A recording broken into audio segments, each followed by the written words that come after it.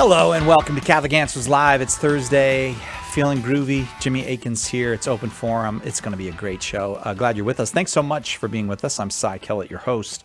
And as I said, our guest, Jimmy Akin, you know him. He's senior apologist here at Catholic Answers, the author of many, many things, the proprietor of Jimmy Akin's Mysterious World, and the man willing to take virtually any question you can throw at him. First of all, no requirements on Jimmy's part that you have any affiliations. You can be Catholic, you can be not Catholic, Christian, not Christian.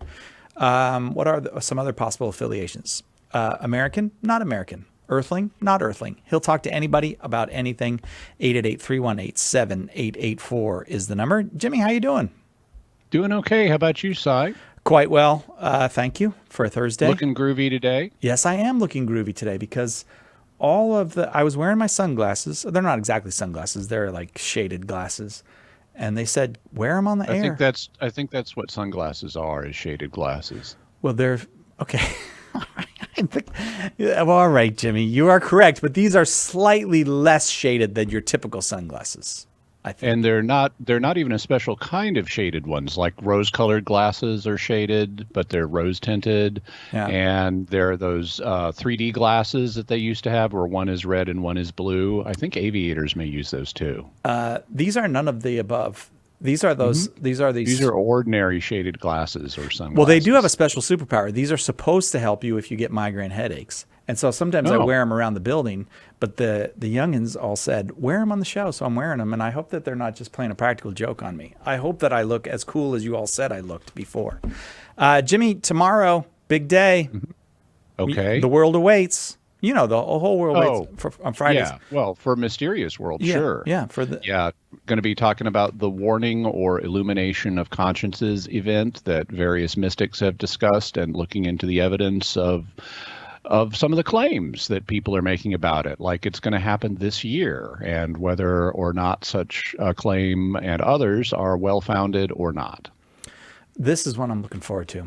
I look forward to all of them, but some with more forwardness. And sure. Yeah, because so many people have been talking about this. All right, so that drops at 5 a.m. 4:30 a.m. California time. 4:30 a.m. All right, I'll be up, setting my alarm.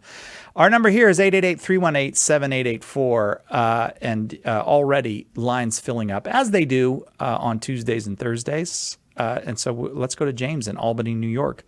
James, have you got a question for Jimmy Akin? Yeah. So my question is about participating in a secular wedding. Mm-hmm. So my wife and I are both practicing Catholics, and we were invited to a secular wedding of our good friends. One of them is a Catholic lapsed but baptized, and the other one is an unbaptized man. So without thinking about it, we RSVP'd yes, so we were going to go. So originally, they had asked me to officiate, to which I said no, because as a Catholic, I can't officiate a non-Catholic ceremony for a Catholic not dispensed to form. However, a couple days ago, I was asked to do a reading of my own choosing, and so I don't know if I'm able to participate in the ceremony or at this point even attend. I just wanted your thoughts on that. Well, this is a difficult situation. So, as people may know, the Catholic Church requires that its own members either have a Catholic ceremony or get a dispensation from having a Catholic ceremony. And that's something that only applies to people who are members of the Catholic Church. So if two people who are not Catholic get married, they don't have to have a Catholic wedding. Non-Catholic weddings, including secular non-Catholic weddings, are perfectly fine as long as the parties involved are not Catholic.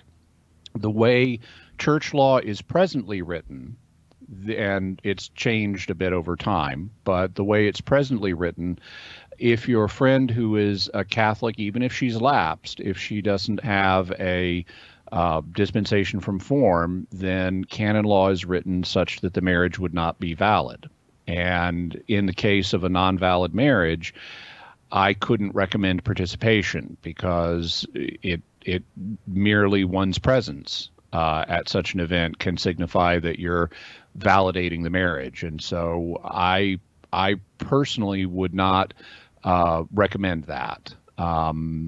It's how to explain that to a friend, especially after one's RSVP'd, can be a delicate matter. You could always,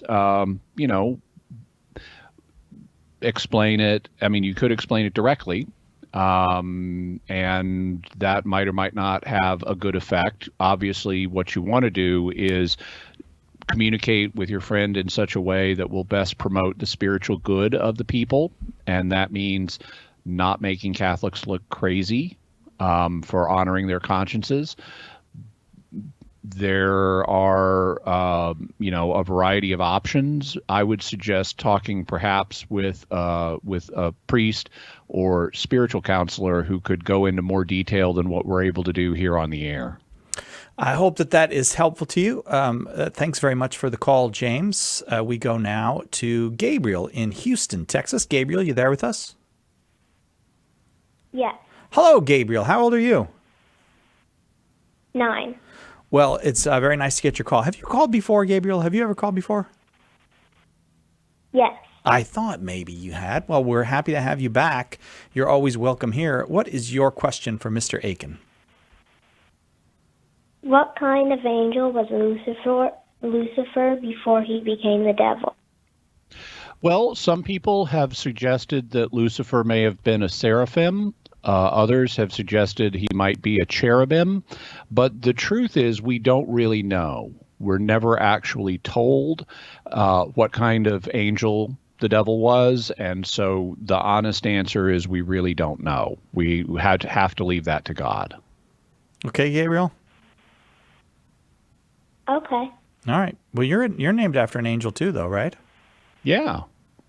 Yes. Do you know what kind of angel Gabriel is?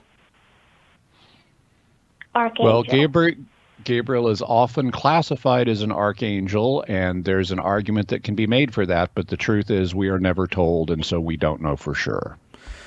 You're awful lucky to be named after Gabriel, though. That's a good one. Gabriel, I hope you'll call many more times. You're always welcome here. I got to keep moving, though. Lots of people on the lines. Up next is Mitch in La Crosse, Wisconsin, listening on the Catholic Answers Live app. Mitch, delighted to have you with us. Your question for Jimmy. Well, thank you very much for taking my call. I've tried to call in before, but this is the first time I've actually gotten through. It's great to be able to talk to you guys. I'm a long-time listener. And my question for Jimmy Aiken has to do with the Second Vatican Council. So I have a friend who is very traditional, and I'm very traditional myself, but he doesn't believe that the Second Vatican Council is like binding. Like, he thinks that it's only pastoral, and that's mainly because of quotes by St. John the 23rd and St. Paul the 6th. So I was wondering if you could maybe explain that to me and explain whether it was pastoral or binding, like councils like Trent and Florence and Vatican I, and just how I could explain it to him that the council can't really just be dismissed as pastoral and therefore as having errors in it. Okay. Sure. So there are several distinctions here that need to be made. The first one is between something being pastoral and being doctrinal in nature. And when we say that something is pastoral, that means that it's involved with the implementation of doctrine for the Christian life. And so even in pastoral situations, there is doctrine involved. You know, if you go, for example, into the confessional and you are talking to the priest and he gives you pastoral counsel about what you should do, well, that involves doctrine. If he's doing his job, he should be giving you sound pastoral advice, meaning, principles for implementing, or advice about implementing the principles of the Christian faith. And so even when something is pastoral in its orientation, that's more a method of phrasing and application. And there are still underlying doctrines that are involved, like, telling you avoid this sin or avoid that sin, or here's a technique that you could use to avoid sin, all of those being things you might hear in the confessional. So that's one point that needs to be made. A second point that needs to be made is that the pastorality of the Second Vatican Council doesn't mean that it doesn't discuss doctrine. It quite clearly does. There's doctrine all over the place if you actually read its documents. There is nothing that says this is a merely advisory document that doesn't have doctrinal implications, and some documents absolutely indicate that this contains doctrine. Some of them are even labeled dogmatic constitutions. There's the dogmatic constitution on the Church, or Lumen Gentium, and there's the dogmatic constitution on the Word of God, Dei Verbum. So it couldn't be more clear. It's right there in the superscription of the document. This is a dogmatic document in its nature. So that's one of the things that needs to be pointed out. Another distinction that needs to be made is between truth and error. Just because something is pastoral or doctrinal is a separate question than does it contain error. And the things that we know do not contain error are the things that the Church has not taught, are the things that the Church has taught infallibly. However, the Second Vatican Council chose not to teach anything new infallibly. But that doesn't mean it can be disregarded, because even non-infallible things are authoritative if they're backed up by authority. You can't simply look at church teaching and say, oh, this point hasn't been infallibly defined, so I can just ignore it or treat it like an error. You cannot do that, because the Holy Spirit guides the church even when the church is not teaching infallibly. And so as a result, we have to take the church's teaching seriously even when they're non-infallible. And this is something that would not have been controversial before Vatican II. People before Vatican II, people who are very traditional, should recognize this principle, that even non-infallible church teachings cannot simply be dismissed. They're still guided by the Holy Spirit, and so they're still authoritative, even though we don't have the guarantee that they're infallible. Furthermore, the bishops of the world, who are guided by the Holy Spirit as a body, signed off on this council, as did the Pope. You had overwhelming support among the bishops and by the Pope for the documents of Vatican II, and so consequently, even though they're not infallible, they are vouched for by the magisterium of the time. And it was the magisterium that vouched for the Council of Trent. It was the magisterium that vouched for Florence. It was the magisterium that vouched for Vatican I and for Nicaea and Constantinople and all of the other church councils. So the basis of the authority of Vatican II is the same as the basis of authority for every other council. And if you can't dismiss other councils because they're vouched for by the magisterium, you can't dismiss this council because it's vouched for by the magisterium. Now, your friend may have some additional questions about particular points in Vatican II, but in terms of the overall council, it cannot be dismissed on the grounds that it is a so-called pastoral council, because it does teach doctrine and sometimes even explicitly flags documents as dogmatic in nature. And also it can't be dismissed because the basis of the council's authority is the same as that for other councils. It's the magisterium as guided by the Holy Spirit. Mitch, I hope that was helpful. I really appreciate the question. People have actually been talking. It just seems like there's so much conversation about the Second Vatican Council in recent months.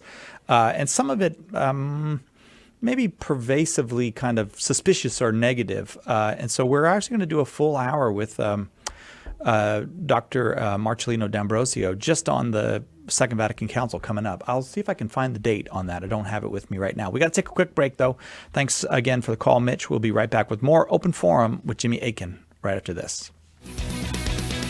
Exorcisms on Monday and Rapture on Wednesday. That's the calendar this week on Catholic Answers Focus. The official exorcist of the Archdiocese of Indianapolis joins us on Monday to discuss the life of an exorcist, what training he gets, and then some stuff that's probably too scary to mention here.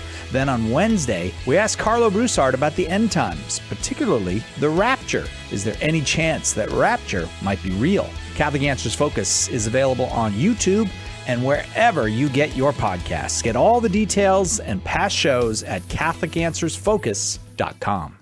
Now there's a fast and easy way to get in touch with EWTN. The EWTN Everything number.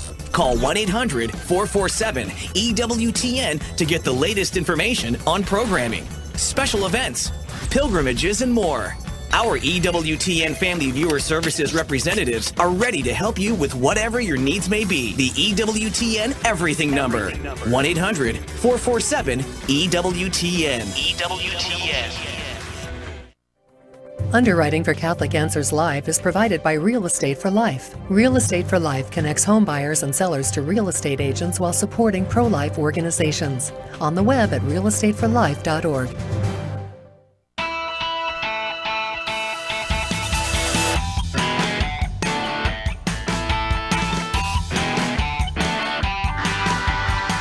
That big Vatican II show that we're going to do with Dr. Marcelino D'Ambrosio will be the 19th of October. That's a Monday, a couple Mondays from now this month.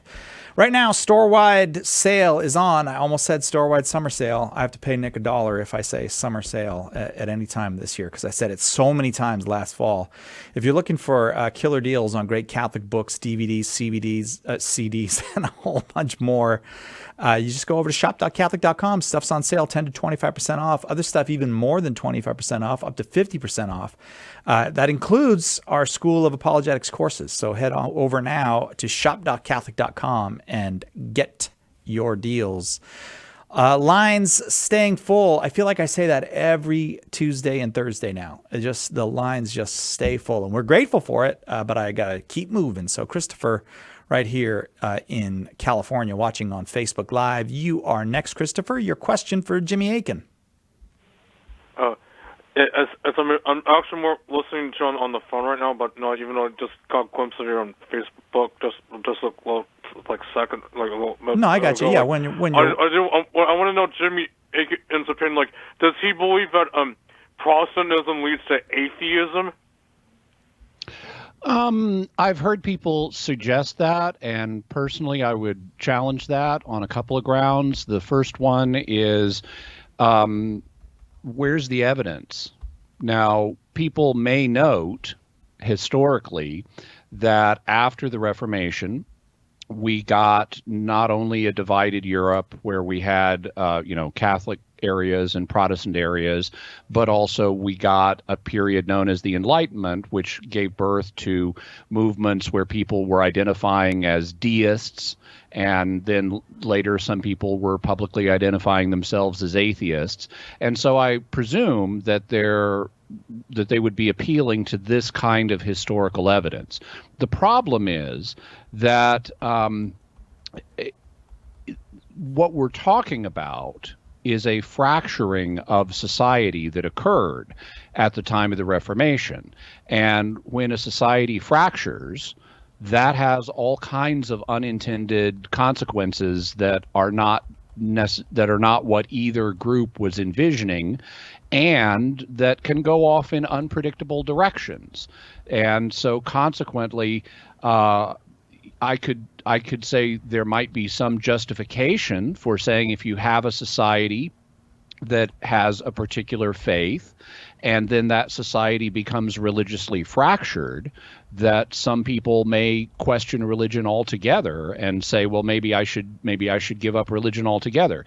But that's not unique to Christianity and the division between Catholics and Protestants.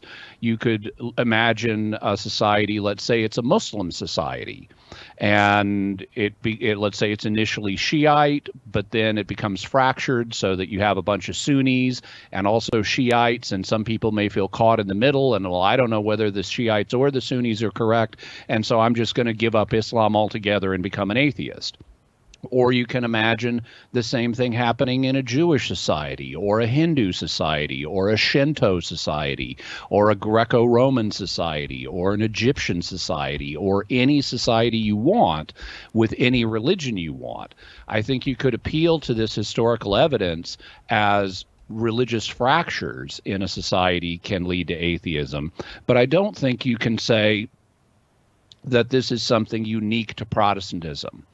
So I would resist it on those grounds. I would challenge it on those grounds. I'd also challenge it on another ground, which is, does it actually help us to propose this? Actually, if you go around and let's say you tell a Protestant, your position leads to atheism, they're probably going to dig in their heels, because that's what happens when you make a really aggressive attack on someone else's position. And most Protestants would regard this as an aggressive attack on their position.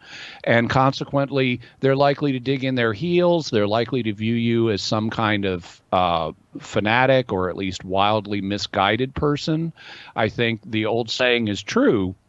You win more people over if you're nice to them than if you're not. And going to someone and making historically problematic claims like Protestantism leads to atheism is going to offend more people. It's going to add heat rather than light, and it would be better to help draw people closer to the fullness of the truth without making such dramatic claims, however macho it may make some people feel to make claims like that. Christopher, thank you for the call. It's nice to hear from you again. You're always welcome here, of course. But man, those lines are full. I'm going to keep moving. Rick in Bloomington, Indiana, listening to EWTN on channel 130, Sirius XM satellite radio. Rick, your question for Jimmy Akin. Hi, yeah.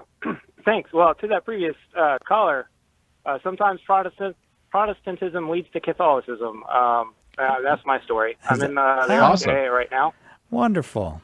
The further I got into the Bible, the further I saw Catholic truth. Another good reason.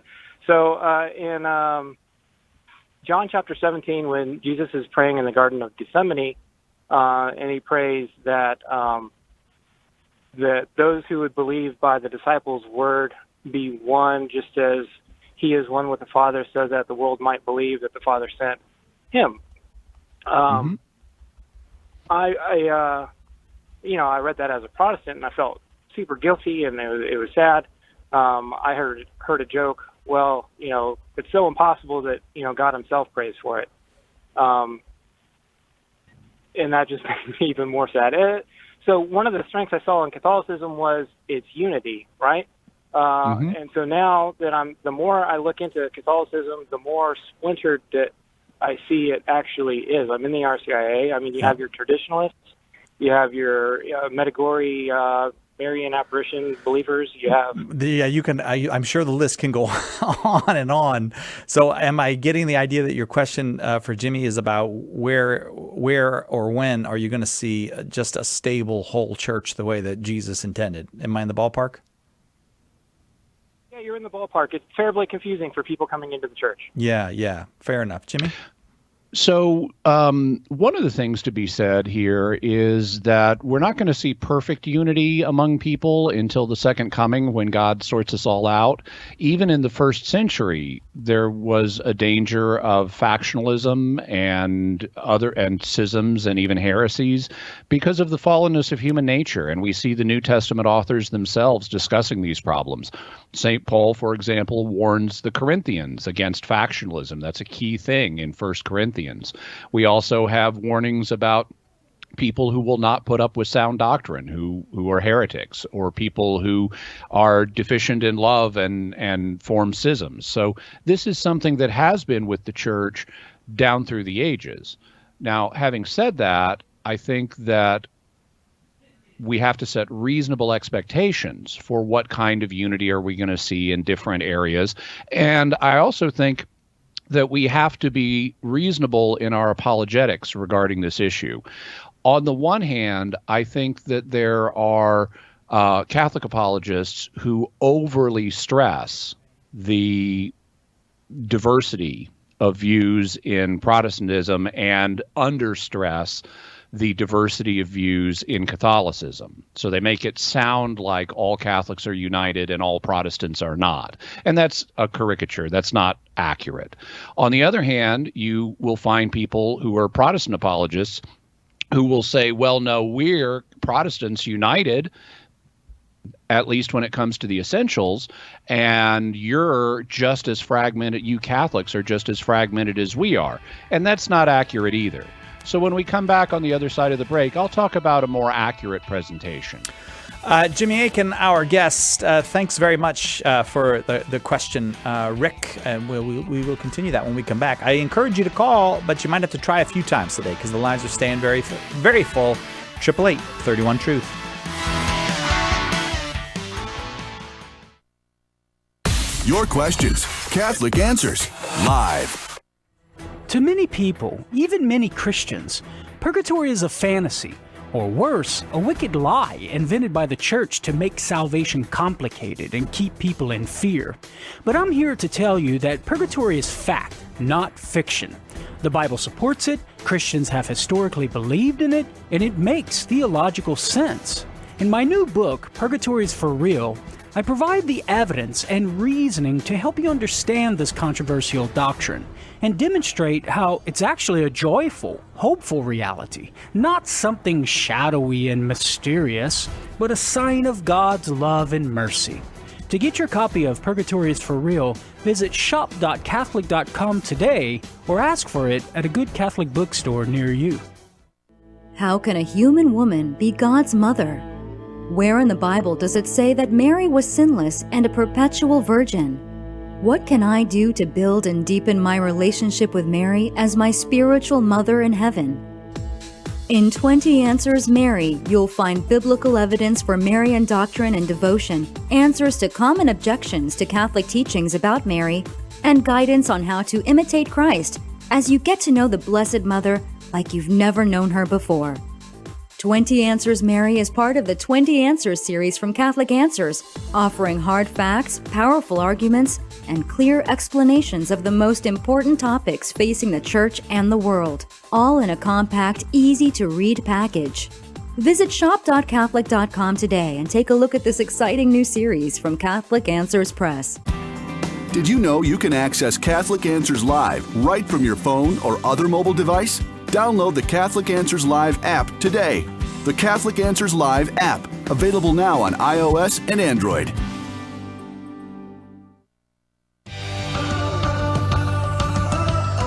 We're called to live a life of detachment. We'll discuss this tomorrow on Take Two with Jerry and Debbie on most of these EWTN stations. Now, back to Catholic Answers Live.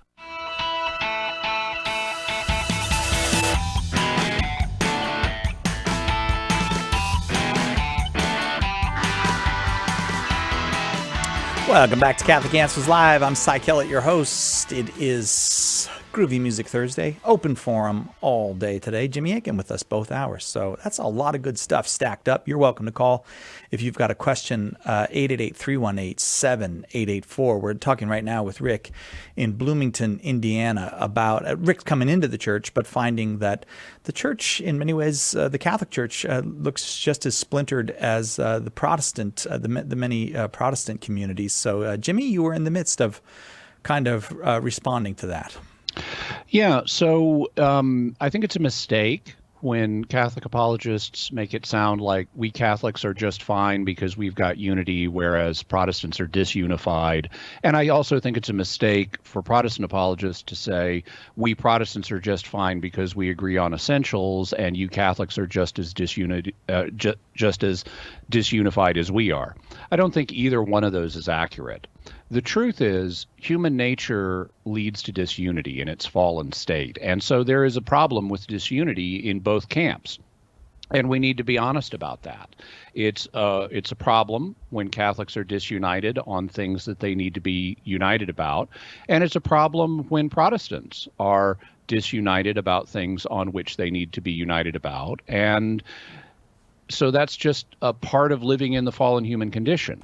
Having said that, if we want to form an accurate appraisal of how much disunity there is in different groups, we need to do a number of things. The first one is we need to set aside the category of people who are not intellectually engaged in their faith. Because, if someone never darkens a church door, it doesn't matter whether they're a Catholic or a Protestant, they're not going to be educated in their faith. And so consequently, you shouldn't be looking at those people as representative members of the community. For people who are representative Catholics or representative Protestants, you need to look at people who actually are engaged with their faith on an intellectual level so that they're actually interested in its teachings. Well, when you do that, a lot of the diversity actually goes away in both communities, because the people who are intellectually engaged with their faith do, in fact, tend to reflect the teachings of their church more. Another thing that we need to set aside are differences that are not consequential or that are part of legitimate diversity. For example, it wouldn't be accurate, and I have heard some Protestants say things like this, but it would not be accurate to look at the Catholic Church and say, oh, look at all these different groups you've got, like Franciscans and Dominicans and Jesuits. What disunity? Well, that's a mistake, because those are different religious orders. Christ never said all of your religious figures need to belong to the same order, and they all need to have the same charism and the same spirituality. You look at the New Testament, you see people who are in communion with each other, like Peter, James, and Paul. They each had different personalities. They each had different spiritualities, but they were in union with each other when it came to the Christian faith. And so we shouldn't expect everybody to have the same spirituality. And that applies to things like Marian apparitions. And do you like the Latin Mass or not? Those are different spiritualities. Some people have a more Marian spirituality. Some people have a more Tridentine spirituality. Some people have a more Chaldean spirituality. And so we shouldn't expect people to all have the same spirituality. That's not an impermissible form of diversity. That's actually something that's willed by Christ. And as Paul says, in Romans 12 and in 1 Corinthians 12, the Spirit gives us different gifts. So we're naturally going to have somewhat different spiritualities, and that's not a sign of disunity. So I would set aside the fact that, some people like the Latin Mass and some people are really into Marian apparitions. That's not illegitimate at all. It can become illegitimate, just like anything can become illegitimate if you start saying it's my way or the highway. Everybody needs to be like this. But at that point, you're going beyond merely preferring the Latin Mass or being really into Marian apparitions. You're doing something beyond what the church actually says. So if we then look at having made those, and the same thing applies in Protestant groups, one wouldn't say that there's disunity because some churches use electric guitars and some Protestant churches use organs. That's a matter of style and spirituality. That's not a matter of substance. So we need to apply the same thing on both sides of the aisle. So once we eliminate looking at people who don't take their faith seriously, and once we eliminate matters of style and spirituality and we start looking at matters of substance, what do we find? Well, we do find that there are people in both communities who reject the teaching of their church. So you will find Catholics who reject various Catholic doctrines. You will find Protestants in Protestant churches who reject various doctrines that are taught by their churches. But, and here's a difference, you will find much more diversity in Protestant churches than you will find in Catholic churches. Because at least in the Catholic Church, you have a single voice, which Catholics hold to be guided by God and the Holy Spirit. You have a single voice saying, this is definitely what Christ teaches. So, for example, in the Catholic Church, if you look at the sacrament of baptism and you ask the question, does baptism impart saving grace? The answer is yes. There's no debate about that. There's no legitimate debate about that, because that's something that the church has definitively taught. And consequently, most Catholics who may dissent on other matters are going to agree to that. They'll at least say, oh, sure, baptism gives grace. You look at the Protestant community, you will not find unity on that point. You will find some Protestant churches that say, yes, baptism gives grace. You will find other Protestant churches that say, no, it definitely does not. And you will find other Protestant churches that leave the matter ambiguous. Well, since baptism is the Christian initiation ritual, this is a pretty important point. And it would be important to know, does baptism actually give grace or not? Well, you find a kind and a level of unity among Catholics on that you do not find among Protestants. And the same applies across the board on other theological issues. You find much more unity among Catholics, and especially among Orthodox Catholics, than you do among Protestants, because their churches teach different things. And it's much more optional what you believe in a given Protestant church. And so I think even though I resist inaccurate, overly simplistic comparisons between the Protestant and the Catholic Church when it comes to unity, I think there is a kind of unity that is greater in both kind and degree in the Catholic Church compared to what you find in the Protestant community. Rick, I hope you find that helpful and encouraging. Thank you very much for your call. It's Open Forum. Jimmy Akin is our guest. We're going to go to Allentown, Pennsylvania. Back to EWTN, Channel 130, Sirius XM Satellite Radio. John in Allentown, your question for Jimmy. Hi, John. All right, I'm coming back to you, John. That's all right. Something's up with John. We'll go to Emma in Hayden, Idaho. Emma, you're usually there when I go to you. Are you there, Emma? I'm here. Hi, Emma. Your question for Jimmy. Hi. And who's that with you? I called. That's Veda, my granddaughter. Your granddaughter. Okay, very nice. Nice to hear from her, too. Oh, my. Yeah, there you go. So I called last week, and Jimmy didn't have time for my second question. And what's your question? I've been listening to you guys for 4 years. For 2.5, 3 years, I've been praying to step over the line and lead my Protestant faith. I've been to Mass a few times. I miss the worship service. I go to my church. I don't feel right there. Still struggling with the whole Mary thing. I'm getting emotional. I'm sorry. And okay. I'm frustrated. I'm at my wit's end, and I'm frustrated. So would you like some direction from Jimmy about what to do next? Yes. Okay. Yes. All right. Okay.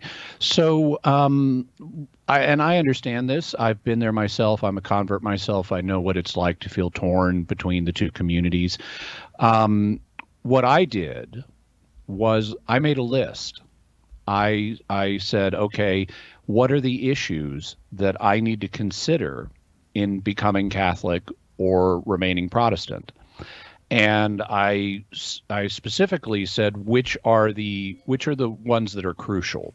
Things like, do I prefer this style of worship or that style of worship? That's not crucial, because God cares about the fact you're worshiping Him in spirit and truth. He doesn't care whether you're using an organ or whether you're using electric guitars or things like that.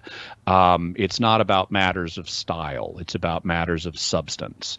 And so even if something in the Catholic community feels different or strange to me, or I'm not entirely comfortable with it, at least not yet, that's okay. I don't have to be comfortable with everything. God asks us to do things that are uncomfortable at times. So I said, what's really important? What really do I need to sort out? And those are the things that are either true or false. If ultimately the Catholic faith is true, then I need to be Catholic. Whatever else is the case, however I feel about it, it doesn't really matter. If the Catholic faith is true, then I need to be Catholic. If it's not true, well, then I shouldn't be Catholic. And so I made a list of the doctrinal points that were relevant in my case, and said, I'm going to work through them with an open mind, one by one. And so when I did, I realized that the evidence pointed towards the Catholic Church. Now, that didn't mean I could prove every single point from the Catholic perspective, but I saw that, treating these with an open mind, the evidence strongly supports the Catholic position, and I don't have any ones where I can say the Catholic Church is just flat wrong. So I will go with the Catholic Church because that's where the evidence is pointing me.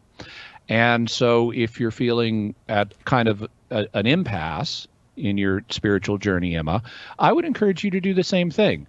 Take a look at the doctrinal matters that separate you from the Catholic Church presently, and then start studying those matters. We have a lot of resources at Catholic.com, thousands that are available for free for some more in-depth stuff. We also have some stuff you can purchase. We're here to answer questions live on the phone for free on Catholic Answers Live. So we're here to help you work through those issues, whatever they may be. You mentioned Mary. There may be other ones. But the fundamental orientation that I would suggest is work through the issues step by step and be open-minded and focus on what's true rather than what one's feelings are. At least that's the strategy that worked for me. Emma, thank you. We have to take a break, and we'll do that. And John in Allentown, I know you're there now, so we're going to come back to you when we come back right after this. Call us now with your question on Catholic Answers Live. Do you want to end abortion, halt the attack on traditional marriage, and ensure religious freedom for ourselves and for our grandchildren? To do this, we must convert the culture. St. Paul Street Evangelization is a grassroots initiative that recognizes this need and takes it to the streets. If you're interested in peacefully sharing the gospel in your area, visit streetevangelization.com to learn more. St. Hildegard of Bingen was a mystic, an abbess, a botanist, a saint, and a doctor of the Church. Matthew Bunson and the Doctors of the Church. Hildegard had her first visions at the age of 3, which she called the shade of the living light. She later wrote about them in works declared by St. Bernard of Clairvaux to be from God. Pope Benedict XVI agreed when he named her only one of 4 doctors of the Church who are women in 2012. For more about the Doctors of the Church, visit doctorsofthechurch.com.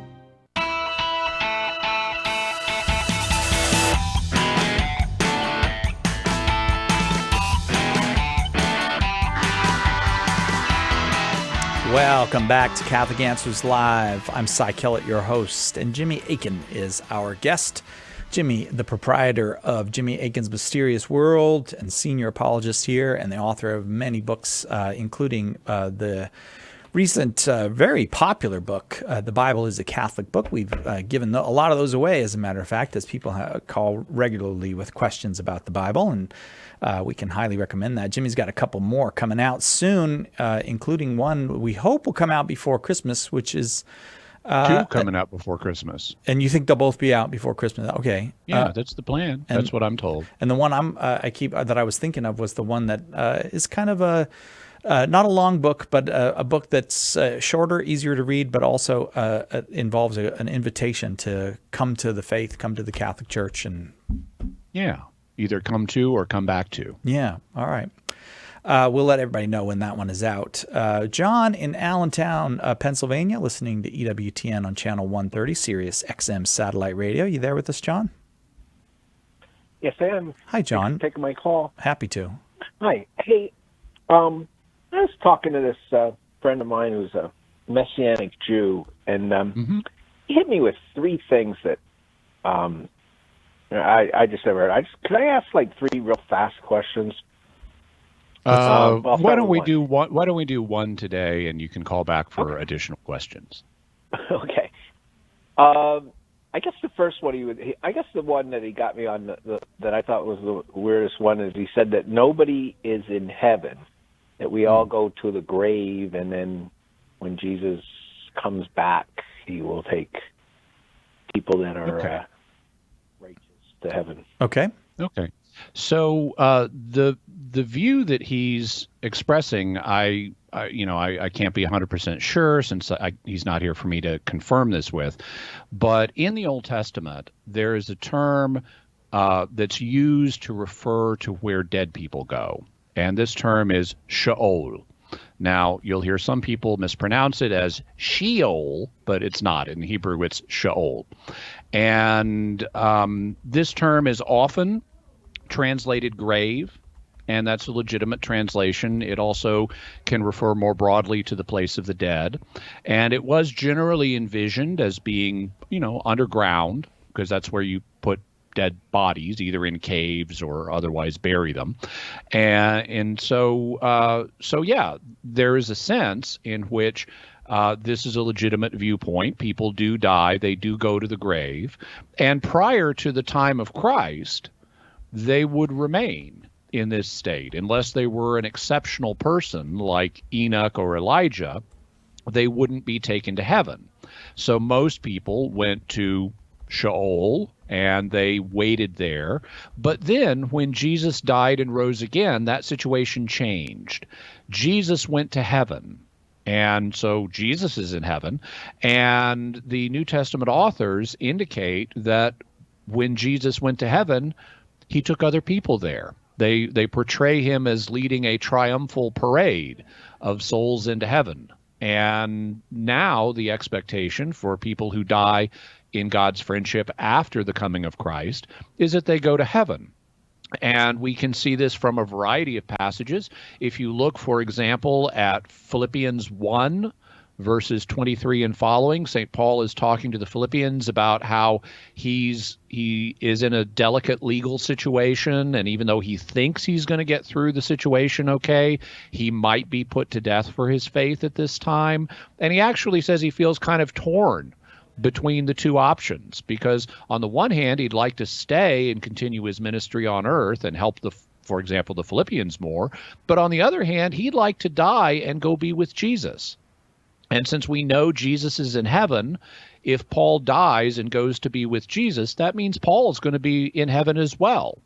And so this is not something that he's saying is, well, only when Jesus comes back will that happen. No, he's expecting this as an imminent thing. If he dies right now, he's going to go to heaven.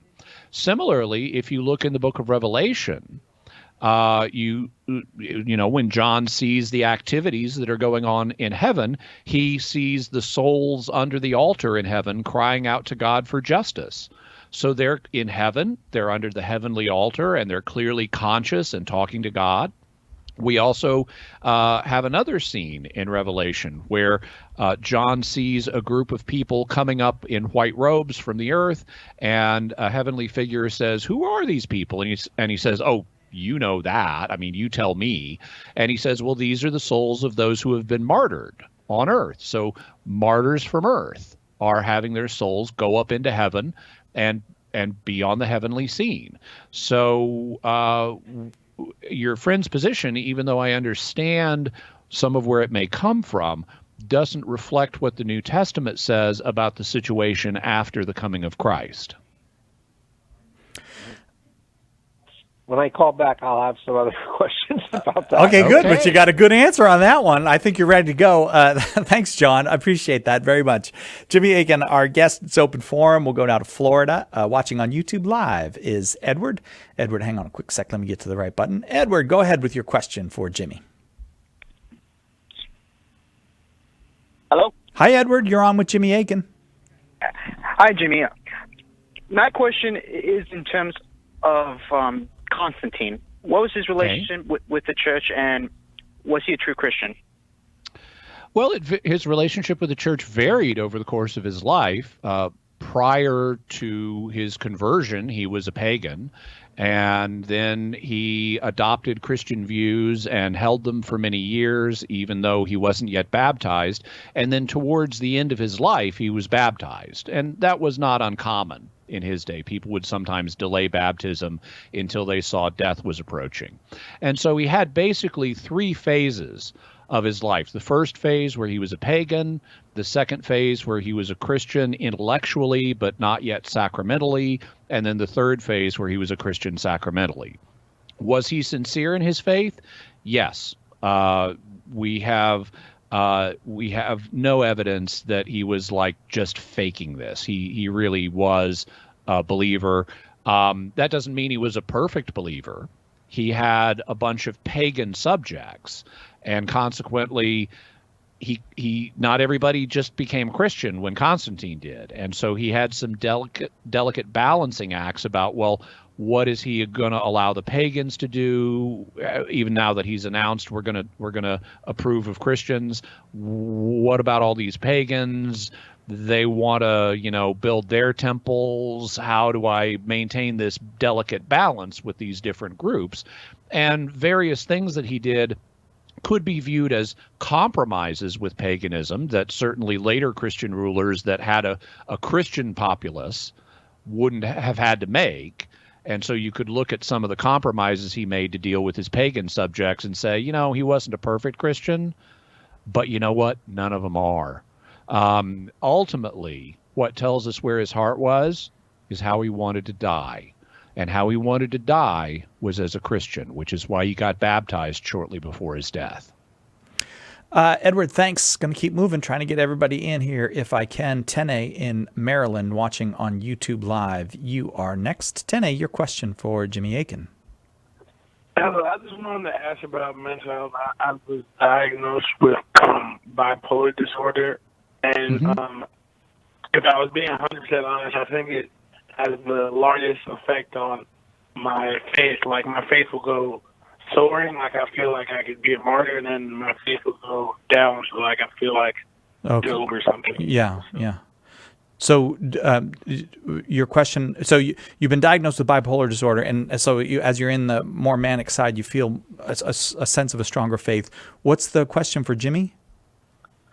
So, like, how does God be that? Like, am I, like, accountable when I'm depressed, or like, how does, like, can I get healing, or like, what should I do? I'm on medication. Okay. Yep. Okay. It's good you're on medication. Yeah. It's good you're on medication. It is good that you stay on the medication, even if you feel like you don't need it, or even if you feel like it's not helping. It's still important that you stay on the medication. A lot of the medications, like, for example, lithium for bipolar people, don't really affect you when you're at a high or a low, but they will diminish the highs and lows if you stay on them regularly.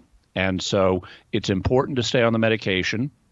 Could God miraculously heal you of this, or at least make it better supernaturally?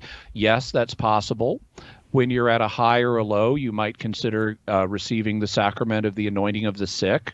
And if it's God's will, he might do something special to help you at that time. Also, you can always pray for healing, but be aware it's not always God's will that we be healed of diseases. If it were, then nobody would ever die, because whenever we get a fatal illness, people would just pray and we wouldn't die. So it's not always God's will that we be healed of an illness. What I would suggest is taking this illness and offering it up to God and saying, God, please give me the grace to deal with this illness and help other people through what I go through. If I please you with how I handle this, then please bless me and those I care about, and even the whole world. We can often offer up our sufferings for everyone in the world and ask God to bless them if we deal with these sufferings in a way that pleases God. In terms of accountability, obviously, when we're accountable for what we do in a normal mental state, and to the extent that we have psychological forces pulling us away from that normal mental state, we are less accountable in those situations. Tene, I feel like we rushed your question a bit. I hope we got to what you wanted. I did that just because we were coming up at the top of the hour. You are always welcome to call back. I hope that was helpful for you. We do have to head out to a break right now, however. Jimmy Akin is our guest, and he will be our guest next hour as well. So if you have a question, there are 2 lines open right now. Go ahead and dial 888-318-7884. And if you're already on the line, hang on the line. Got another hour with Jimmy Akin. Open forum on Catholic Answers Live right after this.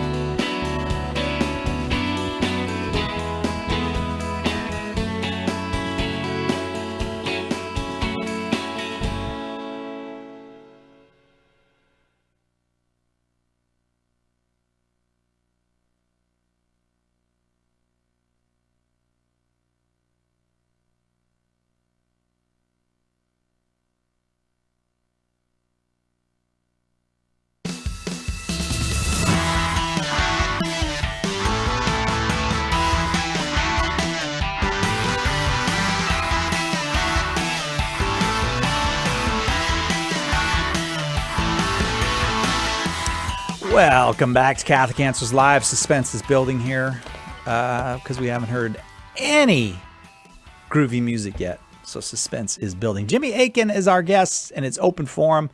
If you have a question, you are welcome to call 888-31-TRUTH with that question. And Jimmy, I just counted, and there are 1 million people on the line for you. Cool. So it's right back to the phones for you, Jimmy. Let's go to Noonan, Georgia. Watching on YouTube Live is Julian. Julian, your question for Jimmy. Hello. Hello. I have a doozy for you. It's just really for fun, more than me being worried about it. Okay, so we Catholics believe that God is limitless, right? God has no limits. Sure. And Thomas Aquinas said that the definition of perfection is it's impossible to improve, meaning you've reached the limit of improvement. So that's a contradiction. Either God is not limitless and he's reached the limit of improvement, or God is not perfect and he can keep on improving. Okay, so I would have to see the passage where to give a full formal answer, I would have to see the passage where Aquinas says this to see the exact wording that he uses. But having a grasp of his thought, I think how I would answer this paradox would be to say, okay, we need to do what Aquinas typically does in such situations. He makes a distinction. And so the distinction we want to look at is between things that are finite and things that are infinite. And actually, that's the same thing as saying things that are unlimited and things that are limited, because that's what finis, means in infinite. It means a limit. And so consequently, anything that has a limit is finite, and anything that does not have a limit is infinite. Well, for things that are finite, they could be improved up to some limit, and when they have been improved up to that limit, we would say they're complete or perfect. That's what perfect means, at least in its root, in the original meaning of the word. It meant complete. And so if you've completely come up to the level to which you can be improved, then you would be complete or perfect. And it's easy to see how that happens in something that's finite. If someone has the potential to be able to lift 100 pounds, let's say, or there are weightlifters who can go more than that, let's say 500 pounds, and supposing no human is able to lift more than 500 pounds, which may in fact be false, but let's suppose it. If someone has maximized their weightlifting potential and they can do that 500 pounds, then they're perfect as a weightlifter as far as a human being goes. Maybe a Vulcan could lift 800 pounds, who knows? Now let's look at the infinite things. Well, some things could have infinite potential, and those things would never be perfectible, because you could never, by successive addition, get from having a finite amount of your potential fulfilled to having all of your infinite potential fulfilled. So you could never take something that's finitely good and then increase it to being infinitely good by successive addition. But that's not the way God works. God doesn't have potential. God is pure actuality. And so God has no limits, and he has actualized all of that all at once, not by successive addition. It's just the way he is in the eternal now. So God doesn't have to grow in power one unit at a time. He starts with unlimited power. So God does not have potential to grow into. He has unlimited actuality, and so he doesn't grow in potential, and thus with God, it is possible for God to both be unlimited and to be perfect, because he has no remaining potential. He has unlimited actuality. I kind of enjoyed that, Julian. I'm glad you called with that question. However, that's it. I got to keep moving because there's so many people on the line. So I hope that was helpful to you and convincing to you. We're heading off to Australia now. Watching on YouTube Live is Jose. Jose, in Australia, there with us? Yep, I'm here. Hello. Your question for Jimmy. Okay, yeah. This might be a little bit of a silly question, but I was just really curious about it. So it says for 40 days in the wilderness, Jesus was fasting, obviously. But does that mean like it excludes him, from drinking water? And does his fasting kind of relate to the Jewish ritual of fasting, I guess? Okay. Well, fasting takes many different forms, and so consequently there's a bunch of different kinds of fasting, and we're not told specifically what kind of fasting Jesus was doing. Based on the available evidence, I would infer that he probably was drinking water, because we don't have a contrary statement that he didn't drink any water, and you do biologically need to drink water within a 40-day period. If he didn't, then God would have needed to do some kind of miracle to keep him alive, because ordinary human being cannot go for 40 days in the wilderness without water. So since we're not told that he didn't drink water, I would assume that he did. When it comes to food, though, I would assume this was a pretty strict fast, and I would assume he did not eat at all. So it's not like I'm eating one meal and parts of two smaller meals, kind of wimpy fasting, or I'm just eating bread. I think he didn't eat any food at all, and that's quite possible. I didn't used to understand that back before I started fasting myself. I thought, based on just the vibe you get from big food that wants you to eat all the time, the vibe I got was, oh no, it's not possible to fast for 40 days. And so I always wondered, did he really not eat for 40 days, or was it a miracle, or what happened here?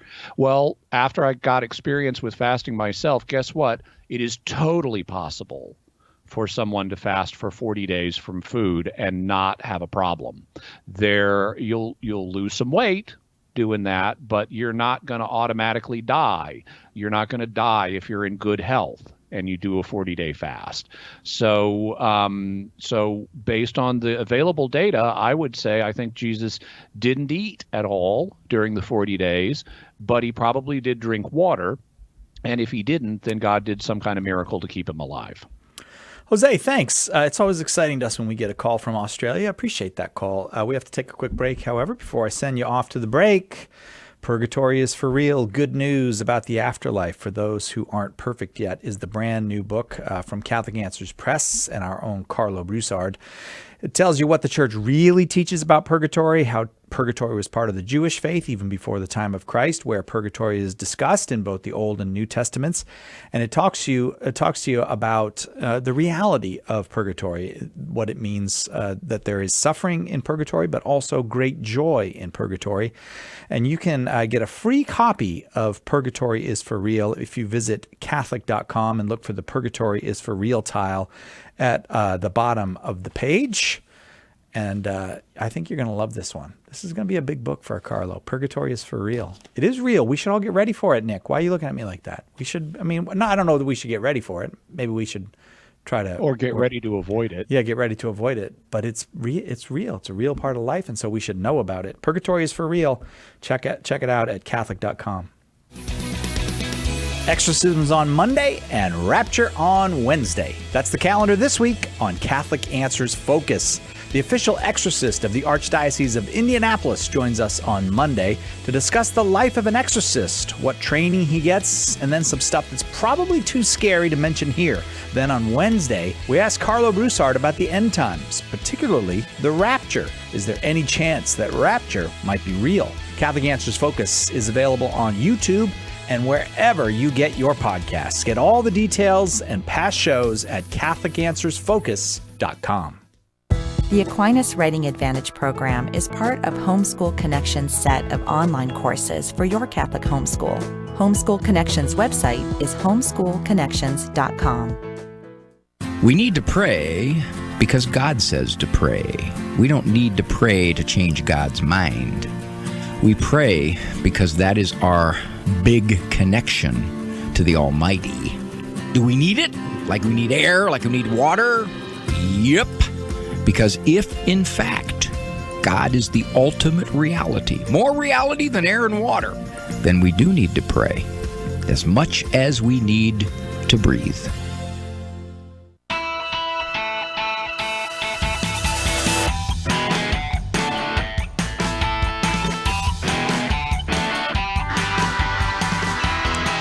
Welcome back. Catholic Answers Live, open forum. A lot of fun when there's so many calls, so many interesting people to talk to. And Jimmy Akin, our guest. We go now to Veronica in Illinois, listening on the Catholic Answers Live app. Veronica, you there with us? Yes, I am. Hi, Veronica. Hello. You can go ahead with your question for Jimmy. Hi. Okay. Hi, Jimmy. I'm a convert to the church. I converted in 2018 during Easter Vigil. But I come from a background where my family is usually once a believer type Baptist and also very atheistic upbringing. But by the grace of God, I found the church. And now as a mother of two, I'm very conflicted because I have one child who is very impressionable, and he's 4 years old. And all of my family either mocks our faith in front of us sometimes, and they push secular or even perverted ideals into everyday conversations in front of my children. And I've talked to them about it, and I don't think they understand the severity of it. And the other part of the family supports a less than ideal or very passive faith life.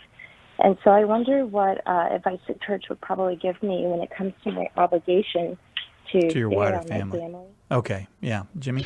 So your first responsibility here is to the people under your care who are vulnerable and need your formation as a parent. So your first responsibility is to your children. And to the extent you can have productive relations with the rest of your family, you want to accommodate that. But if it's a choice, the choice needs to be to raise the children the way they need to be raised. And so if this is an ongoing problem, now everybody's going to encounter people in life that don't reflect Christian views. That's part of growing up, and you can't shield your children forever from that. Part of raising them is going to be raising them to interact with people who are not Christian and who don't share your views. But that doesn't mean you expose them to those people right now at this particular stage in their development. So what you have to do is say, okay, what's my overall goal in raising my child to be a good Christian, and what type of exposure to non-Christian ideas is appropriate for where my child is right now. And if you then assess that the type of exposure that the children are getting by interacting with some or other or even all of the relatives is inconsistent with what your child needs right now, I would be frank with your relatives and say, look, I love you, your family, I want to be around you, I want my children to be around you, but I have to look out for their developing faith.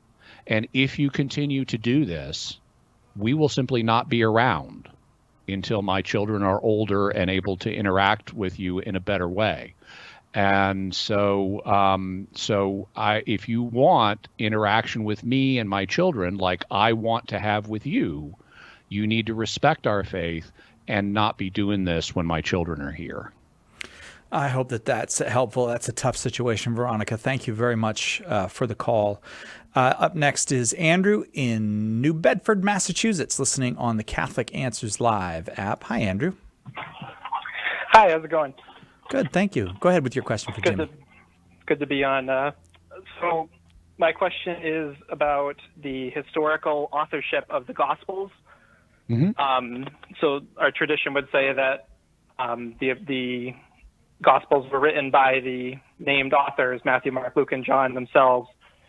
But the more, I guess, historical opinion that I've heard from college courses that I've been in myself, and from other people that I've listened to, would say that they were written much later by other people who just attributed it to the authors themselves. So I guess whether was that? No, go ahead. Sorry. I'm sorry I interrupted you. Go ahead. That's, I guess my question was whether they were actually written by the named authors themselves. Okay, so the first thing is, it is a matter of lowercase tradition that they were written by Matthew, Mark, Luke, and John. The thing that is uppercase tradition is that they're the inspired word of God. And that's the key thing. Regardless of who wrote them, the key thing is they are the inspired word of God. In terms of when they were written and precisely who they were written by, those are interesting matters of history, but they don't affect the substance of the faith. And so the church does not have a teaching that the Gospels were written in a certain date range other than, during the apostolic age, or that they were written by particular people, although the church does honor the conventional language of talking about them as the Gospels of Matthew, Mark, Luke, and John. But if you said, I have a question about this one, you're not being a heretic. Having said that, I think, now you alluded to scholarly opinion to the contrary, and I would say, okay, yeah, there are scholars who think that these were written somewhat later in the 1st century or even at the beginning of the 2nd century.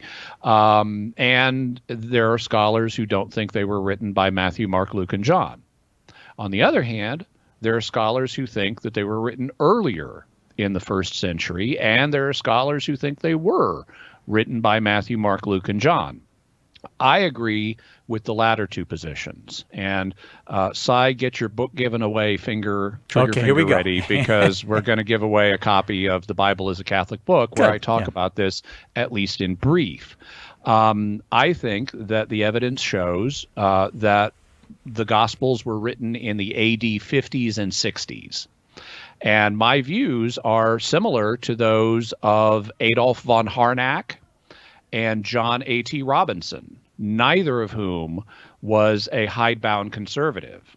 But despite the fact that they were on the liberal end of biblical scholarship, they recognized that the evidence actually supports the Gospels being written early.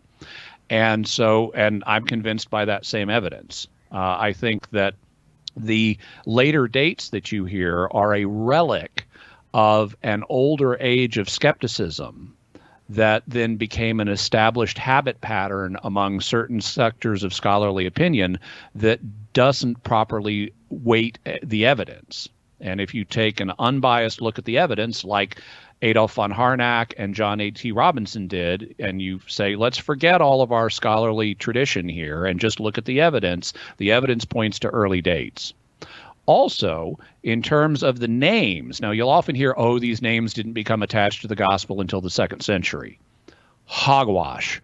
Another scholar, Martin Hengel, points out very effectively in several of his works that if these documents had been circulating for a century before they got names attached to them, they wouldn't all have the same names.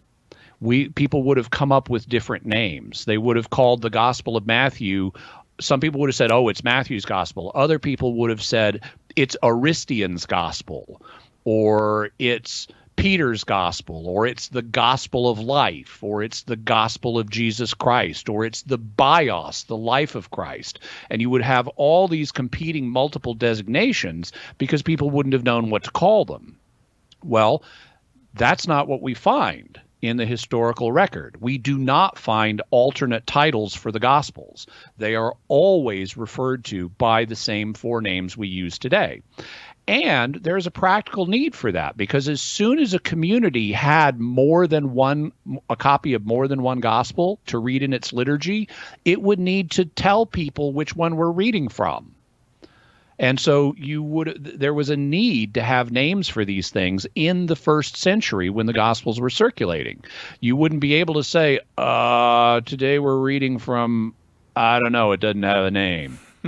So people would have used names for these in the 1st century. And since we only find these 4 names in the historical tradition, that shows us that these names originated in the 1st century. And so they are originals. I think that Matthew, Mark, Luke, and John are written by Matthew, Mark, Luke, and John. Now, Mark and Luke were not apostles. Matthew was. Mark and Luke weren't. I have a question about who wrote John. I think it really was written by someone named John, who was an eyewitness of Jesus's ministry. Historically, the most common understanding is that it's written by John, son of Zebedee, the apostle. But if you read more broadly in early Christian literature, there are very early references to another figure who was an eyewitness of Jesus's ministry named John the Elder. And my suspicion, based on a variety of evidence, is that John the Elder is the actual author of John's Gospel. So it was written by an eyewitness who was named John, just not by the same John that other people have identified. But that's my view. I talk about all this in The Bible is a Catholic Book, and so Andrew will send you a copy, and you can see at least kind of a basic sketch of some of the evidence that I put forward for this. Although I've written a lot more about it, there's more at jimmyakin.com. If you look up stuff on the synoptic problem, and I'll be writing more about it in the future. Thanks, Andrew. Hang on, and Marie will get your information so we can send you The Bible is a Catholic Book. Let's go now to Jonathan in Philadelphia, Pennsylvania, watching on YouTube Live. Jonathan, you there with us? Yep, hi. Hi, Jonathan. How old are you? I'm 14. Well, thank you for your call. Go ahead with your question. So I just had a question about something my religion teacher said in class. He said that Adam and Eve weren't the first humans, and that we know that from science. And I thought this was false, but I'm not really sure now, so I was just asking if you could clarify and explain it a little. Well, Adam and Eve were the first humans. The question is, or one of the questions is, were they the only first humans, or do they maybe represent the community of first humans? The term human is something that can be used more than one way.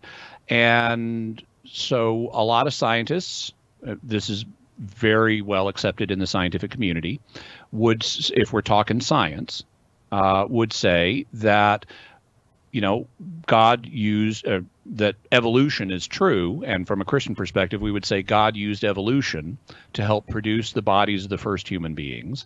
And that means that prior, if that's true, that would mean that prior to the first fully modern human beings, there were other creatures that were very, very similar to us. And so, some of the names that you have from history, from the history of science for some of these creatures would be things like Homo erectus and Homo neanderthalensis. Well, the Homo in that means human. And so you will find scientists that will talk about Homo erectus as if it's a human. It's a kind of early human. But that's not what we mean when we as Christians talk about Adam and Eve as humans. We mean fully modern humans with a fully modern human soul. And because the soul is something that cannot be detected by science, it goes beyond what science is capable of detecting. It's dealt with by, philosophy and theology rather than the natural sciences. There's no way to look at the archaeological record and say exactly when the first true humans with modern human souls were created. This is a point that John Paul II made. You can look at the archaeological record and say, okay, we see these developing forms that are getting closer to modern humans, but because archaeologists cannot detect the presence or absence of the soul, they can never say exactly when the first true humans with a truly fully human soul were around. And so consequently, this is something that there cannot be scientific proof of because it goes beyond matters of science. So I would say that if all your teacher meant is that there were human-like creatures prior to the first fully modern humans, that's something that Catholics would not have to disagree with. I mean, you might find some who do, but a Catholic scientist could be perfectly orthodox in his faith and also acknowledge the scientific evidence and say, yeah, there were creatures that were a lot like us before the first truly modern humans arrived. There's good scientific evidence for that. On the other hand, if your teacher claims to have disproved Adam and Eve scientifically, he's going beyond what the scientific evidence can show. Jonathan, thank you so much for that question. I hope that was helpful to you. Please call back anytime. Maybe more questions will come up as you ponder that answer, and you're welcome to call back with a follow-up question whenever we're doing open forum, which we do on Tuesdays and Thursdays. Right back with more Jimmy Akin after this. Let us help you with your question today on Catholic Answers Live. Bishop Joseph Strickland of Tyler, Texas, is one of the most courageous leaders in the church, known for his outspoken support of unborn life, Orthodox faith and morals, and reforming Catholic institutions. In his groundbreaking new book, Light and Leaven, he offers a forthright perspective on the state of the church today and calls on the lay faithful to meet its challenges boldly. Touching on topics including parish renewal, the centrality of the Eucharist, the need for prayer and silence in a noisy and distracted age, and the battle between good and evil in the church and world, Bishop Strickland's wise insights and evident love for souls will inspire and edify you.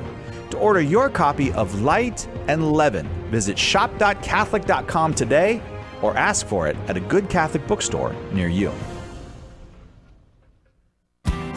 Did you know you can access Catholic Answers Live right from your phone or other mobile device? Download the Catholic Answers Live app today. The Catholic Answers Live app, available now on iOS and Android. To many people, even many Christians, purgatory is a fantasy, or worse, a wicked lie invented by the church to make salvation complicated and keep people in fear. But I'm here to tell you that purgatory is fact, not fiction. The Bible supports it, Christians have historically believed in it, and it makes theological sense. In my new book, Purgatory is for Real, I provide the evidence and reasoning to help you understand this controversial doctrine and demonstrate how it's actually a joyful, hopeful reality, not something shadowy and mysterious, but a sign of God's love and mercy. To get your copy of Purgatory is for Real, visit shop.catholic.com today or ask for it at a good Catholic bookstore near you.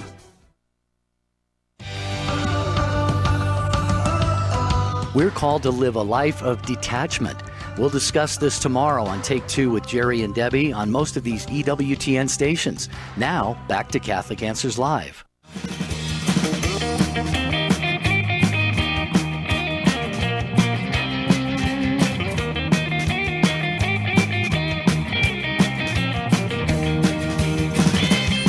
There's a little groovy music. Did you have my mic down while that groovy music was playing so I couldn't talk over it? That's mean, Nick. That was very... thank you for playing the groovy music, though. You feel like you can face your weekend now, Jimmy? You've heard the groovy music? Oh, yeah. Yeah, that's good. All right. Oh, yeah. Thank you, Nick. All right, Nick. I'm glad you're with us. The number is 888-31-TRUTH. And the question, it's entirely up to you. The topic is up to you because it's open forum. Jimmy Akin is our guest. Up next from Michigan, watching on YouTube, is Jason. Jason, are you there with us? Yes. Hi, Jason. Go ahead with your question for Jimmy. Yep. So this might sound like a little bit of a scandalous question, but it's really just a hypothetical.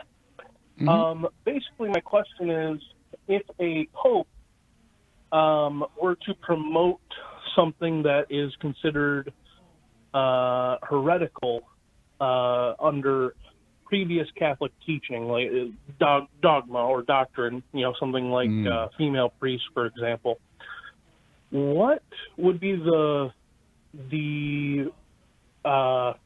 series of events that would take place in order to correct that, I suppose? Well, so first of all, their heresy has a very specific meaning. And there are a lot of folks on the internet in particular who have no clue what heresy means. They think it just means denial of something that they identify as a Catholic teaching or something that they identify as an infallible teaching. And that is not what heresy is. Heresy is the obstinate doubt or denial of a doctrine, of a dogma. And not all doctrines are dogmas. There is a big difference. A doctrine is anything the church teaches. A dogma, in addition to being a doctrine, has to meet another criterion. It has to be something not just that the church has taught infallibly. It has to be something that the church has infallibly taught to be divinely revealed. That it has to be part of the original deposit of faith handed by Christ and the apostles to the church. So unless it meets those criteria, it is not a dogma, and obstinately doubting or denying it, however bad that may be, is not a heresy. So there's lots of people who are using the word heresy out there willy-nilly who are frankly not educated enough to know what they're talking about. Having said that, also, by the way, women priests is not a dogma, not at this point. It is an infallible teaching of the church that the priesthood is reserved to baptized males. But as Cardinal Joseph Ratzinger, before he was Benedict XVI, pointed out, the church hasn't, even though the church has infallibly taught that, the church hasn't infallibly taught that it's a matter of divine revelation. And he says the church one day could do that. He says the consciousness of the church may one day progress to the point that it infallibly teaches that this is a matter of divine revelation rather than just being true. And at that point, it would be a dogma. And at that point, it would be heresy to obstinately doubt or deny it. But right now, it wouldn't be a heresy. It would be another kind of ecclesiastical crime. But since this is a hypothetical, let's suppose a pope did something, you used the verb support, that supported a position that was actually heretical. Well, support can mean a bunch of different things. People can have slips of the tongue that, you know, they think they're saying one thing and they leave out a not. You know, so, you know, the Pope might be saying that Jesus Christ is not a mere man, and he has a brain slip and he omits the word not and ends up saying Jesus Christ is a mere man. Well, that would be heresy if it was an obstinate doubt or denial.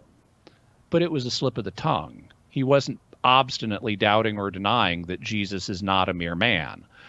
And in that kind of situation, his aides would very quickly come up to him and say, Holy Father, are you aware that you omitted the word not that's printed in your speech that you were reading? And maybe you want to quickly correct that, or let us quickly correct it for you by issuing a press statement.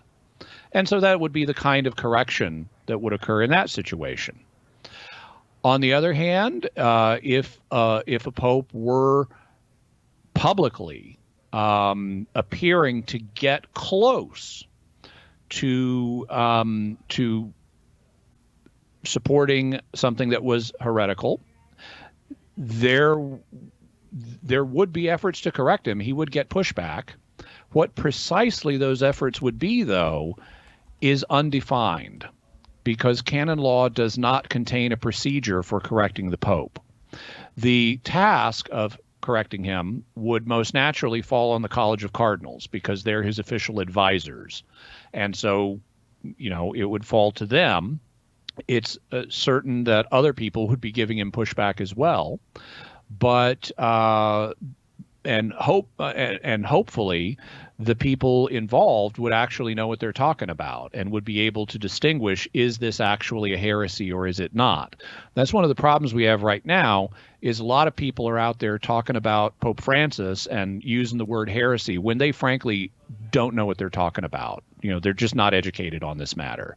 And that causes itself, it's a kind of overcorrection that causes disruption to the body of Christ and the scandalization of the faithful and others.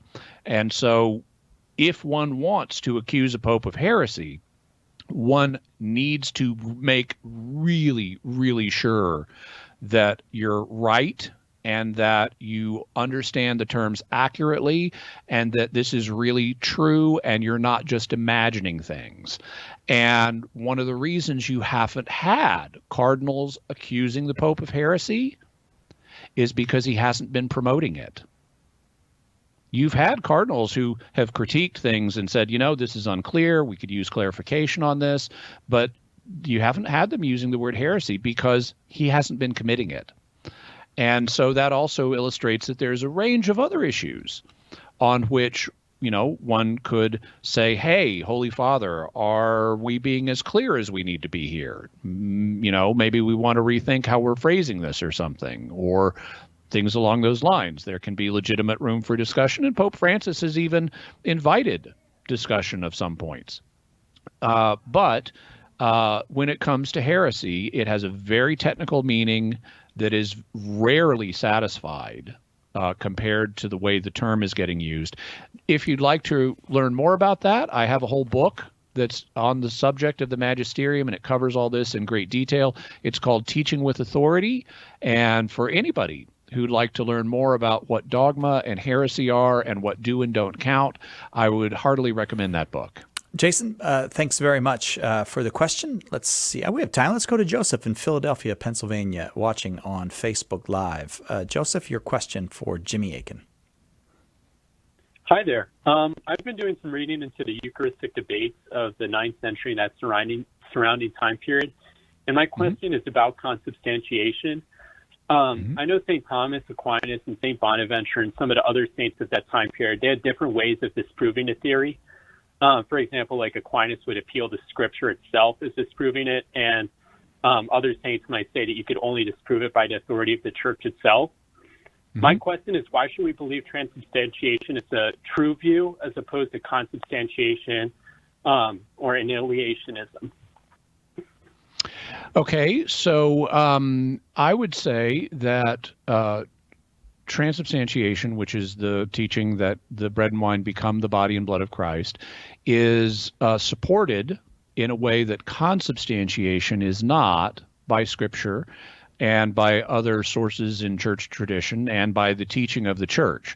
Consubstantiation is the view that the bread and wine remain, but are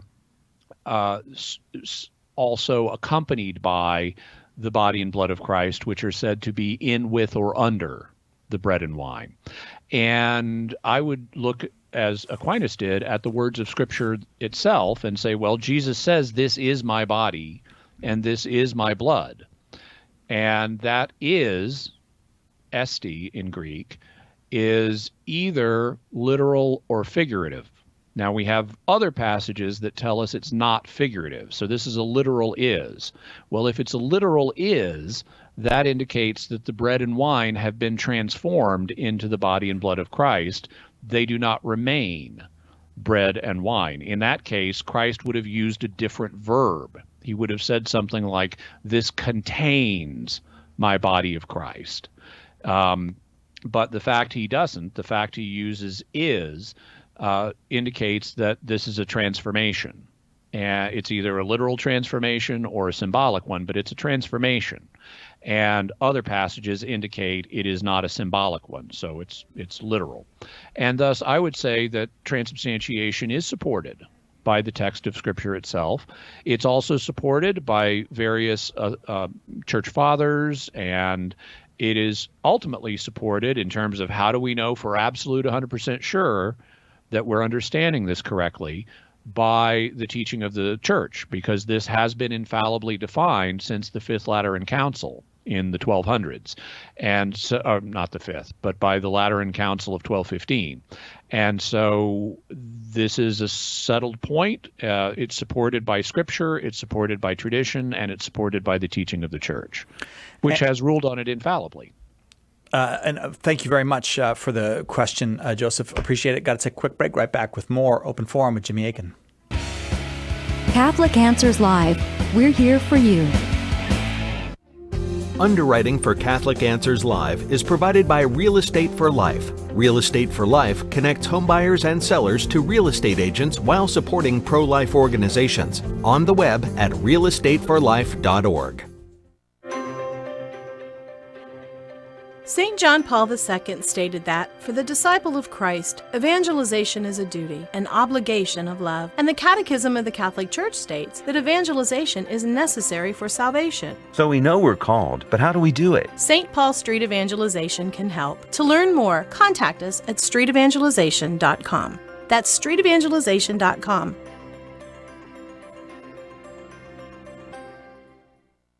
The wisdom of Mother Angelica. I went to Las Vegas years and years ago for one of these cable shows. And I was shocked to see all these old ladies in their 70s and 80s getting off that plane, running for a slot machine. You don't have a chance to win. They're all fixed. I know, my uncle used to have slot machines.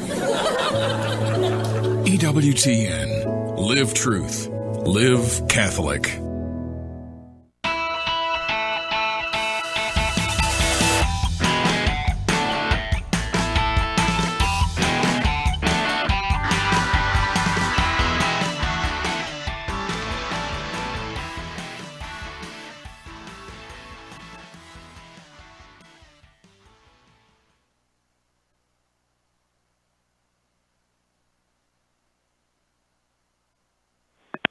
Hey. Yeah, I do. It's another hypothetical question, and it is, do you think that wives would be commanded to submit to their husbands, or that husbands would be the head of their wives if Adam and Eve didn't sin, or would marriage be like egalitarian or something like that? This is something that the Catholic Church does not have a teaching on, so all I can do is offer you my opinion. And the issue of how to understand the Genesis text and the consequences of the fall as they relate to marriage is something that is debated. You're going to find people who look at the same text and have different opinions. And my inclination, given that fact, is to, because it doesn't really tell us what would have happened if they had not sinned. So since the text doesn't tell us that, we need to look beyond the text if we want to make informed speculation. And that's all this is speculation. But if we want to make informed speculation, we need to look a little more broadly than simply what the text says.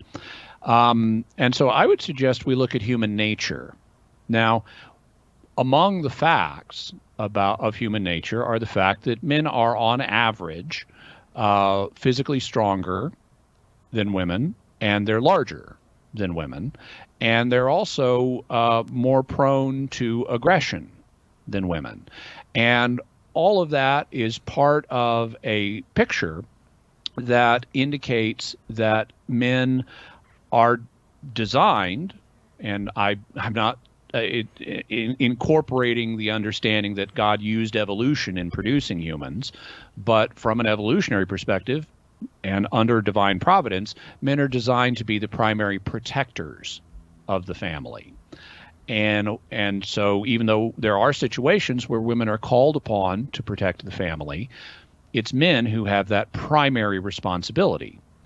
Well, given the natural inclinations that are involved in being a primary protector, where you need to make command decisions in moments of crisis, that's going to have other ramifications too. And I think that one of those is that because men are designed to serve as the primary protectors of the family, they're also correspondingly designed to have a special leadership role within the family. Now, and I think that's just something that falls out of human nature. And so I think even if human nature had not fallen, there would still be a natural leadership role for men within the family. Having said that, this would not be a leadership role that's disfigured by sin. If people had not fallen, men wouldn't be fallen leaders. They would be humanly perfect leaders, and there would not be the kind of friction and the misuse of leadership that we have in a fallen state. There are some men who are not competent to lead a family, and there are situations where women have to step up and assume the leadership role because the husband isn't capable of doing it or isn't willing to do it. He may have flaked out and left. And so I want to make the point that this is all very nuanced, especially in the fallen state of human nature. But if we ask, well, what is designed into human nature that would have been the same if the fall had never occurred? My personal take is that just because of the way men are designed to be the primary protectors of the family, and that involves a leadership role, especially in emergency situations, that even if we had not fallen, there would still be a special leadership role for men in the family. Now, in non-emergency situations, there's lots more time to say, hey, let's discuss this. What do you think we should do? But I think fundamentally, especially in emergencies, there is a leadership role that naturally falls to men, but because of the fall, it may not work out that way in practice, and a given man may not be exercising his leadership role properly, and women may need to step up and provide it in his stead. Okay, Megan? Cool. Sounds good. All right. Thank you very much. Our lone call from Canada today. It was good to have your call, Megan. Thank you. Now we go to Connecticut. Justin watching on Facebook Live. Justin, you got a question for Jimmy? Yes. Hi, Jimmy. I've been reading your book, A Daily Defense. I really liked it. Thank you. One of the days, you're defending the Deuterocanonical books, and you refer to the letters to the Hebrews to defend Second Maccabees, referring to the seven brothers. My question is, isn't it just as plausible that the author of the letter to the Hebrews he had read the fourth book of Maccabees, which actually goes even further into that martyrdom, and it's possible that it was just a broader oral tradition as opposed to proving that Second Maccabees is scripture? And that's my question. It's not impossible to exclude the idea that this was an oral tradition, but the attestation that we have from the first century is in the form of Second Maccabees. Fourth Maccabees, if memory serves, was not written until after the book of Hebrews, and so I would say that the author of Hebrews isn't quoting from Fourth Maccabees.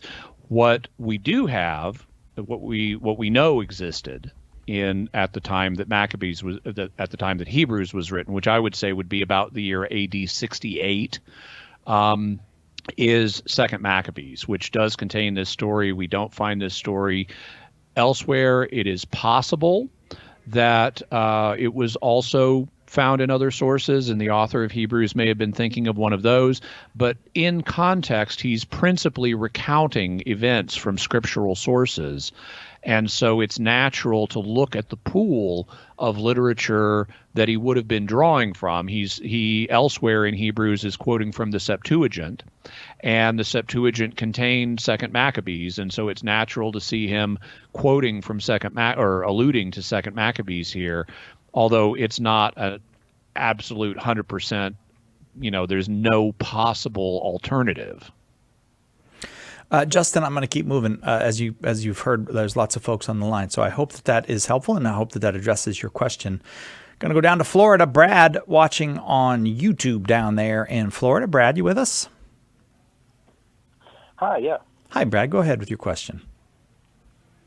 Yeah, so I'm a student at a radiology school, and my professor, who's actually a devout Catholic, has an antique human skeleton that he uses for, I guess, instructional purposes.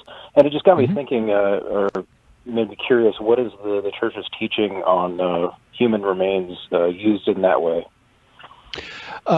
This essentially falls under the rubric of donating one's body to science, and that's something that the church does not, in principle, have a problem with. What the church does teach is that we need to be respectful of human remains, but there are different ways of showing respect. And if someone wishes to have their body used to help medical science so that people can, physicians can learn about the body and go on to help other people medically, that's in principle legitimate. That's a legitimate goal. And so if someone voluntarily chooses to donate their body to science, it's in principle legitimate as long as what's being done with the body itself is moral, and helping someone learn about the human skeleton is moral, and as long as it's otherwise being treated respectfully. Now, if he's using it to do party gags and tell jokes and things like that, and he's waving its arms around to make the skeleton look silly, well, that's not respectful of human remains. But as long as he's just doing what he's supposed to with it, just teach about, human anatomy and the human skeleton, that's legitimate in principle. Okay, great. Thanks a lot. All right. Sure Justin, thing. thank you very much. Good luck in radiology school. Hope that all goes well. Oh, that was Brad. Excuse me, Brad. Let's see. Oh, another Canada call. Canada coming in late today in Saskatchewan, Canada, watching on Facebook Live. Robert, you are next. Robert, your question for Jimmy.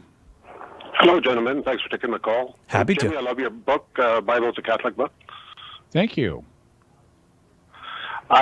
I'm concerned, I'll make it quick, that my bishop, and I haven't talked to him, and everybody I tried to talk to as far as from the priests aren't giving me an answer. And because of the returning to Mass with this COVID-19 thing, we have had different guidelines in different parishes, and most parishes in our diocese are using one of the options that came from the bishop, where they are consecrating the host that the congregation partake in 12 feet in front of our altar. And I know it's different from different parishes, how far away from the main altar where the priest is. And then the communicants also come up to that table and help themselves by taking, come up one at a time and consume the host. And, again, I intend to ask the bishop, but I don't know. What would you like to ask me, Robert? Are there any rubrics or anybody I can talk to with that can give me specific or proper liturgical, like a proper liturgical resource? Yeah, okay. Okay, so the first thing I would say is that this doesn't go to the validity of the consecration. The elements to be consecrated do not have to be on the altar, as long as they are within the personal presence of the priest, and a table set a number of feet away would be. It'll still be a valid consecration. The issue that's involved is inviting people to come up and pick up the host and give communion to themselves. This is known as self-communication, and it is not permitted for people who are not priests. And so the rubrics in the Roman Missal do not provide for this possibility, and I am not aware of the Congregation for Divine Worship having issued any modification for the current circumstances. And so as far as I'm aware, this would not be in conformity with the church's regulations regarding self-communication. But one of the places to look is in the Roman Missal itself, and specifically in a document called the General Instruction of the Roman Missal, which, and also there's a document on the Vatican website called Redemptionis Sacramentum that you may want to look at, that I believe has a more extended discussion of self-communication. Also, my book, Mass Appeal, which you can still get in electronic form, has a discussion of self-communication as well. Thanks, Robert. Hope that was helpful. Jimmy, just a couple seconds. Will you remind us what's coming on Jimmy Akin's Mysterious World tomorrow? Various mystics have said that in the future there's going to be a miraculous illumination of our consciences. Some people have claimed it's going to happen this year, so we're going to be looking at the evidence for both of those claims. Okay, that's on Jimmy Akin's Mysterious World tomorrow. Jimmy, thank you very much. I appreciate the 2 hours. My pleasure. And tomorrow, 2 hours with Tim Staples, and it's open forum for non-Catholic. Is that right? Am I right about that, Nick? Open forum for non-Catholics? Nobody in there is listening to me. I'm going to go with open forum for non-Catholics tomorrow with Tim Staples. We'll see you then, God willing, right here. Am I right? Yes. Okay, I am. All right. See you then, God willing, right here on Catholic Answers Live.